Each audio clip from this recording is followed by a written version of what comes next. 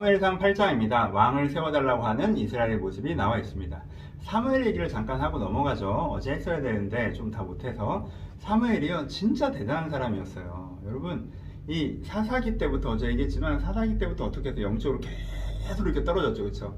사사기 때부터 하향식 순환으로 계속 떨어져서 지금 아나니아와 삽비라 시대에도 더 떨어졌다고 볼 수 있죠. 그런데 사무엘 시대에 이 레벨이 어느 정도 올라가요? 삼손 때만큼 올라가요?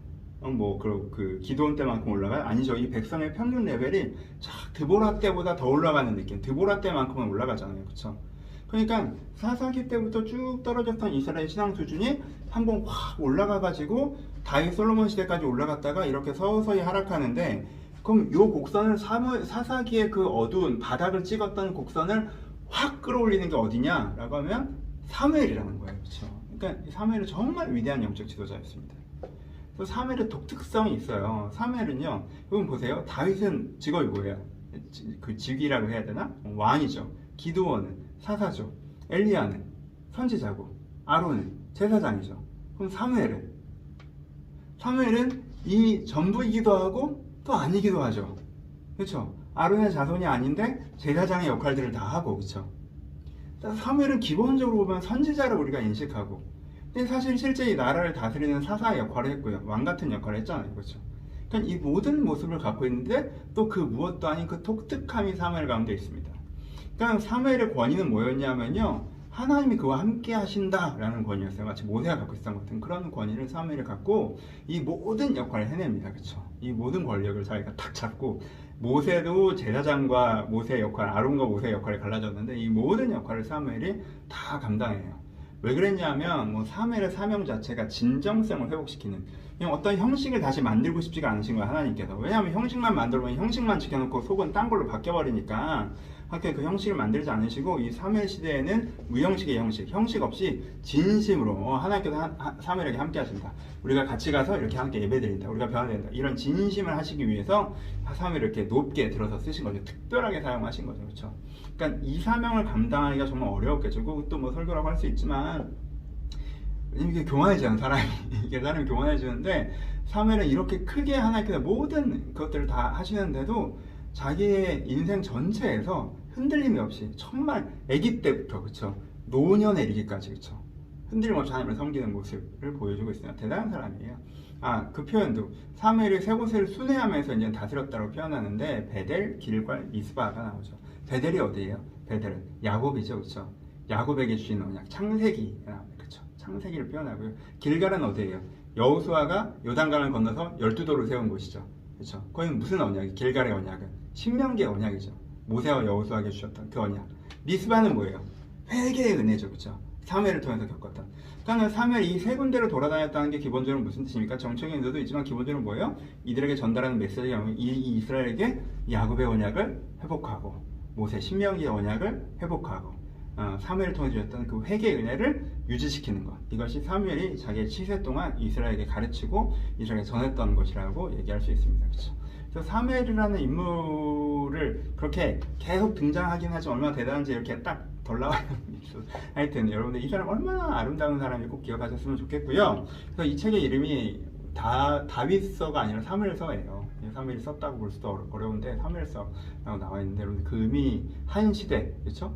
어떤 면에서는 사사기까지 이어지고 있는 그 광야 시대의 여운이 끝나고 이 새 시대를 시작하는 첫 번째 인물이라는 거, 새 시대를 여는 인물이라는 거 느끼셨으면 좋겠고요. 오늘 이야기는 사실 이 얘기는 아니고, 이제 사무엘의 나이가 드신 이 후기의 이야기가 나오고 있죠. 사무엘이 늙었어요. 그래서 아들들을 사사로 세우죠. 그렇죠? 근데 두 아들이 이스라엘을 다스렸는데 안타깝게도 좋은 아들이 못됐어요. 좋은 신앙인이 못됐습니다. 그래서 뇌물을 받았다가 걸리죠.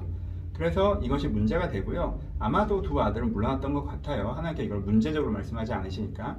홈리와 비나스랑 되게 다른 거 아시겠죠? 홈리와 비나스는 문제를 일으켰는데 덮었고, 그래서 그렇게 돼서 문제인 건데 드러났고, 그래서 이제는 퇴진된 것으로 보입니다. 그런데 문제는 그 다음에 벌어지죠. 하나님께서는 이 아들들의 문제는 아들을 잘못하시는 사무엘의 문제를 지적하지 않으세요. 그 다음 장면을 넘어오는데 뭐예요? 이 계기로 이스라엘이 왕을 세워달라고 이야기하는 거죠. 그렇죠? 이스라엘이 두 아들만 퇴진시키는 것이 아니라 사무엘까지 퇴진하고 왕을 세우자, 이렇게 나옵니다. 그러니까 이스라엘의 의도는 그거였어요. 이것이 사람의 문제가 아니라 이제 구조적인 문제다.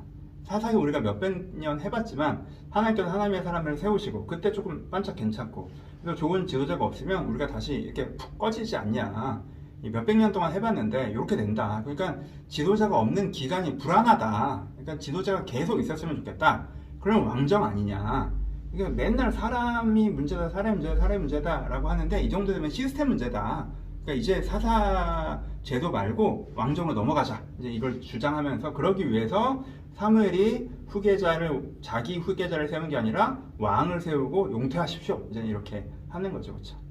그들이 뭐 악한 걸 하겠다는 게 아니라 그들의 아이디어였죠. 하지만 이게 진짜 이상한 얘기죠. 첫 번째, 지금 문제가 된 게 뭐예요? 사무엘은 너무 좋은 사람인데 사무엘 아들들이 문제여서 지금 대안을 찾는 거잖아요. 근데 왕정은 뭐예요? 아들의 아들을 계속 해먹는 게 왕정이에요. 그러니까 A라는 문제가 생겼는데 그 문제를 강화하는 걸 지금 대안이라고 갖고 온 거란 말이에요. 그러니까 말이 안 되는 거죠, 사실. 두 번째, 이 왕이 있기를 바라는 중심이 무엇이었다고 성경이 표현하고 있어요? 다른 나라를 담기 바라는 마음이었다고 표현하죠. 그들이 그렇게 얘기하죠. 우리도 다른 나라들 같이 되어 왕이 있었으면 좋겠다라고 얘기해요. 이게 기가 막힌 얘기죠. 여러분, 이스라엘이 이방 나라를 닮아야 됩니까? 이방 나라가 이스라엘을 닮아야 됩니까? 신명기에서 가르쳐 주셨던 지도자나 이렇게 귀족, 왕 이런 계급이 없는 모두가 평범한 서로 희년의 공동체 이것을 만들어내면 저들이 오히려 맞아 저게 맞는데 하고 그렇게 세상이 바뀔 거야. 너희가 롤모델이 되는 나라가 되는 거야 라고 얘기하셨는데 우리가 다른 나라 담고 싶어 라고 하는 게 이들이 희년 공동체에 대한 개념이 전혀 없는 그 고백이 없는 수준으로 떨어졌다는 걸 보여주고 있죠. 그렇죠? 이게 이들이 되게 자기 환상에 갇혀 있어요. 이게 핵심이죠. 그렇죠? 이 사람들의 환상은 뭐예요? 왕이 생기면 왕이 우리의 골치 아픈 문제를 대신 해결해 줄 거야. 이게 이 사람들이 갖고 있는 환상이에요. 왕이 생기면 왕이 우리 앞서 나가서 대적들을 물리칠 거야. 야, 그럼 얼마나 좋아? 라는 게 이들의 환상이라는 거예요. 근데 하나님께서 그 환상이라고 말씀하셨죠. 야, 그렇게 되는 게 아니야. 지금은 너희들이 자유롭고 평등한데 왕이 생기면 국가 정직이 생기는 거고 계급이 생기는 거기 때문에 너희들의 자유와 평등이 오히려 이렇게 그 왕들에게 억압당으로 말미암아 빼앗길 거야. 그렇게 되면 이방인이 문제가 아니라 너희가 그 왕 때문에 왕과 그 세력, 귀족들 때문에 착취와 억압을 당할 수가 있어. 이건 진짜 할 이유가 없는 방법이야. 그 사람들이 다 은혜로운 사람이라면 그 제도도 굴러가긴 하겠지만 각 사람이 은혜롭지 않은 시기를 성정한다면 지금보다 더 나빠지는 게 왕정이야 라고 얘기해 주시는데도 아니라 라고 하는 거죠. 왜? 자기 아이디어, 자기 상상에선 그게 너무 좋으니까. 그쵸? 그리고 이게 사무엘에게도 굉장히 실망스러운 행동이었죠. 그쵸? 사무엘에게도. 왜요? 여러분 지금이야 민주정이라 임기가 있지만 고대사에서 어떤 지도자가 임기 중에 아직 살아있는데 물러납니까? 그렇잖아요. 사무엘처럼 그리고 이 나라를 너무너무 잘 이끄는 사람이고 아직도 정말 힘이 있으신데 물러나라! 라고 하는 거니까 사실. 근데 더 큰 사무엘에 대한 무례함은 뭐예요? 사무엘을 계속 강조하는 게 뭐라고 했어요? 제도가 아니라 진심, 형식이 아니라 진심, 언약궤가 없어도 제사가 없어도 우리가 회개하고자 하는 진심만 가져가면 우리가 하나님과 함께 하신다. 그렇죠? 사무엘이 지금 내내 가르쳤던 건 진정성이란 말이에요. 진정성. 사무엘이 7세 동안 계속 가르쳤던 게. 근데 이 사람들이 지금 뭘 대안으로 얘기해요? 그렇죠. 형식과 제도를 대안으로 얘기하고 있죠. 그러니까 사무엘 입장은 너무 실망스러운 것이죠. 하나님 앞에서도 이거 얼마나 실망스러운 것이 하나님이 얘기하시죠. 하나님께서 사무엘에게 뭐라고 하세요?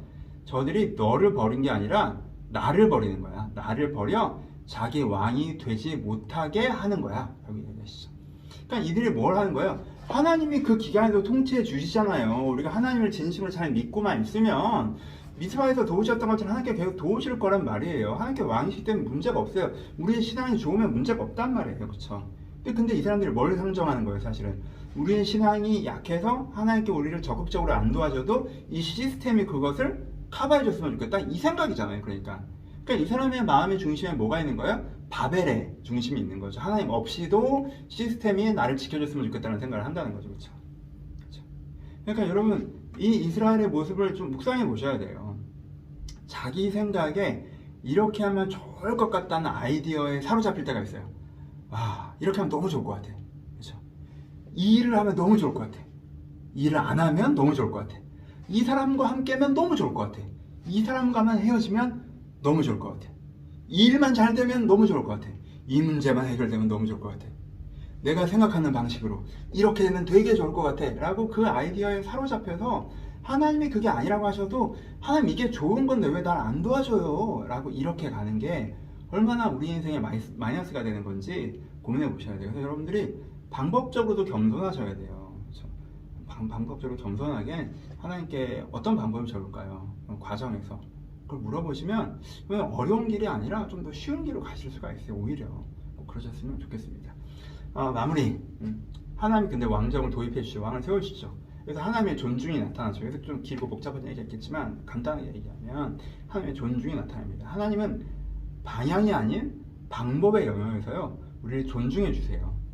왜냐하면 어떤 제도가 무조건 잘 되는 것도 아니고요, 어떤 제도가 무조건 안 되는 것도 아니거든요. 그 속에 담기는 사람에 따라 달라지는 거기 때문에 방법에 대해서는 하나님은요 좋은 방법과 나쁜 방법이 분명히 있지만 그리고 어떤 방법을 고집하면 그걸 존중해 주는 부분이 있어요. 이걸 적용하면 하나는 뭐예요? 하나는 여러분들도 방법적으로는 타인을 존중할 수 있는 법을 배우셔야 돼요. 그리스도인끼리도 그리스도가 아닌 사람에 대해서도. 방해의 문제에 있어서는 우리가 좀 더 치열하게 싸워야 되는 부분이 있지만 방법적인 문제에 있어서는 존중이 필요한 부분들이 있을 수 있고요. 하지만 뭐예요, 여전히 더 좋은 방법은 하나님의 손에 있으세요. 그러니까 여러분들 방법을 고집하지 마시고 하나님께 귀 기울이는 우리가 되었으면 좋겠습니다. 감사합니다.